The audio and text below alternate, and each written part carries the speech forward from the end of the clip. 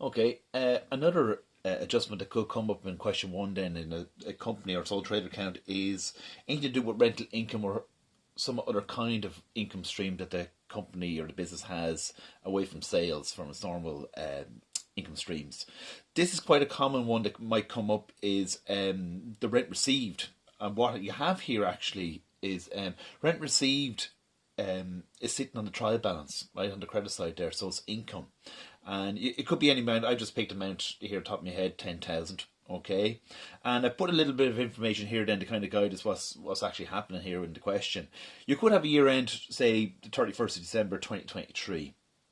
All right, and in the question they might say that the rental income per month is 1,200, and this commenced. They're always going to give you some kind of date, right? I just picked one here just for handy's sake, the 1st of July 2023. So halfway during the year, this rental income kind of kicked in, right? So therefore, that's 6 months there. So if we're working this out then, the rental income for 2023, okay, is 1,200 by 6 months. That will give us 7,200. Now, this amount here will go into your P&L, all right, as other income. So what you need to do, because this account here isn't really reflecting anything like that here at all. This information is just coming straight off the trial balance. So what you need to do, your double entry will be something like this. All right, you will credit your P&L, all right, your profit and loss account, with the 7,200. Okay, and what you'll do then, your corresponding debit entry will go into here.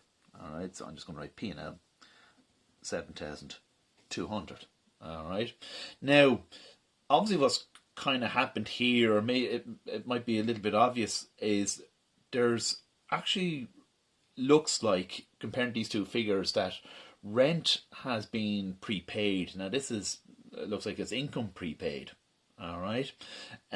So it's in advance. Now you can only include, if we're doing 2023 accounts, we can only include 2023 figures into our accounts. So we have to close this account off. All right. So what I'm going to do is just do it nice and quick here. All right. So we'll end up with 10,000 here.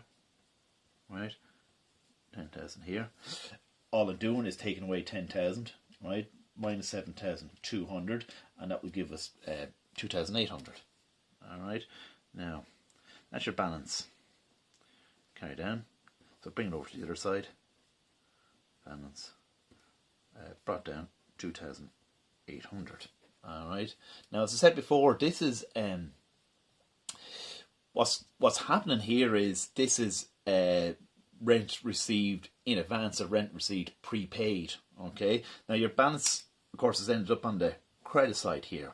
Right. So basically, what this is turned into now a liability account.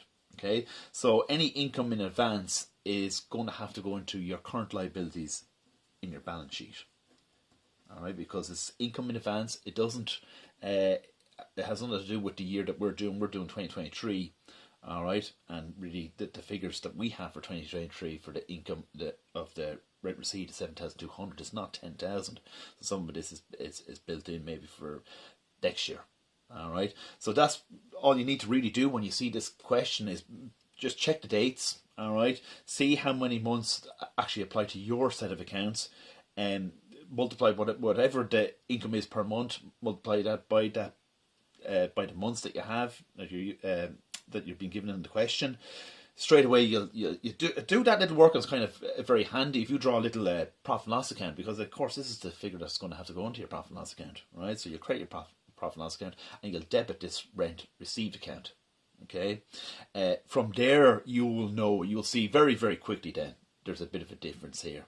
All right, and the difference, of course, is income prepaid, as we said before, and just put that in your current liabilities in your balance sheet, and that's it. You're done.